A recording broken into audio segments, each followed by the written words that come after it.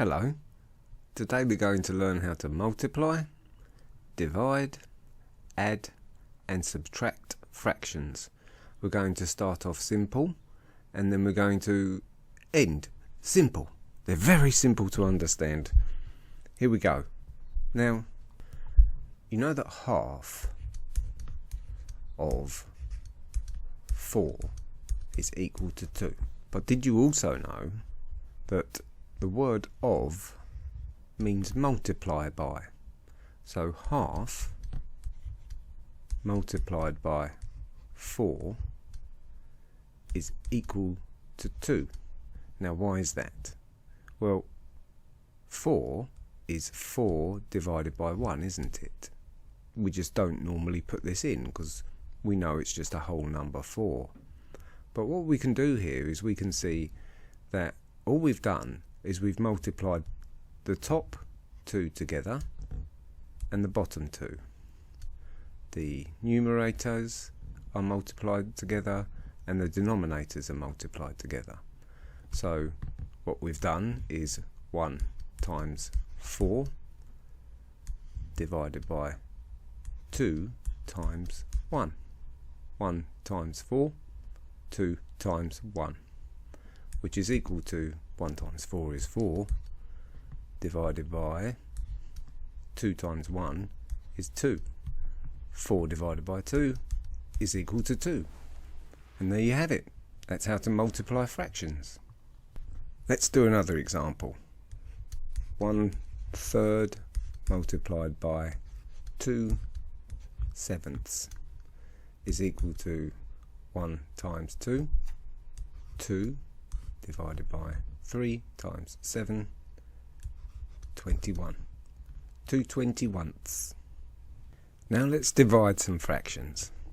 Let's say we have a half divided by a quarter. All we do with these is we say that we've got a half multiplied by what? Well, we just swap these over. That's a terrible arrow. I'm going to do that again. We just swap these over. So we have a half multiplied by 4 over 1. This has been swapped with that, and we end up with this. And we've just learned how to multiply fractions. So we do 1 times 4 is 4. 2 times 1 is 2. And our answer is 2. Let's divide another fraction. Let's say we've got 3/8 divided by 7/19. All we do with this is we do 3/8 multiplied by 19 over 7. We've just swapped these over again. So 3 multiplied by 19 is 57, and 8 multiplied by 7 is 56. There we go, that's our answer. Now let's move on to adding and subtracting. You'll notice here I did add and subtract in the same colour. That's because we use the same technique for both.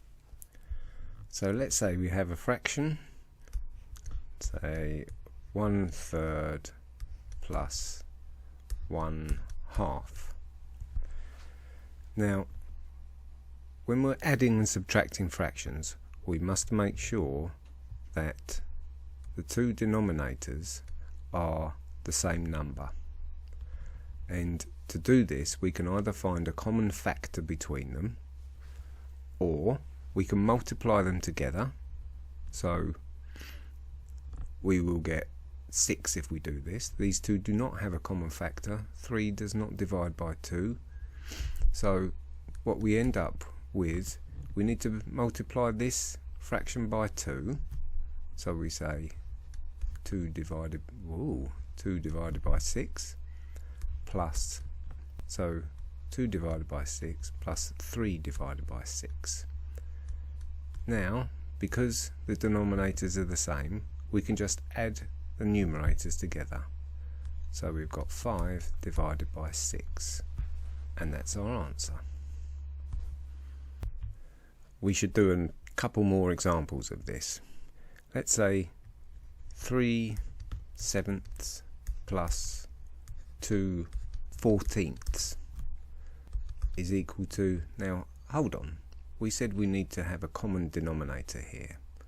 If we multiply this one by 2, we get 14.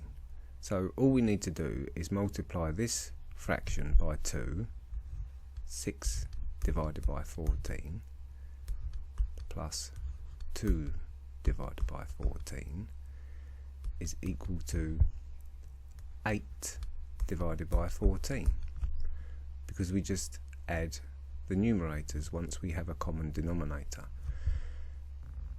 If we look at this, we can see these have a common factor 2.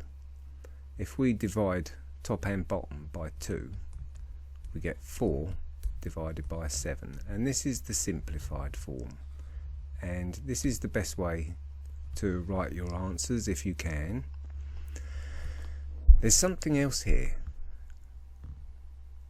What we did was we multiplied this by 2, but we could have divided this one by 2, which would have become 1 divided by 7. In that case, we would have had 3/7 plus 1/7 is equal to 4/7. It would have been much quicker. Sometimes you won't notice, sometimes you will, but you get the same answer as over here. Okay, let's do a subtraction. Let's say 9/7 minus 4/3. Now, these are both prime numbers, so we can't find a common denominator by multiplying one by a certain amount or this one by a certain amount. But what we can do is multiply these together, and then we'll have a common denominator. So if we multiply this by 3 and this by 7, we'll have a denominator of 21. So if we multiply this by 3, 21, this by 7, 21, we have to multiply this by 3 because we've multiplied this by 3. So we get 9 times 3 is 27, and then we have to multiply this by 7 and this by 7, and this is 28, and we end up with 27 minus 28 is minus 1 divided by 21, and this is our answer. So it seems now you're a master of fractional arithmetic. If you've enjoyed the video, then leave a comment, like, share and subscribe to the channel.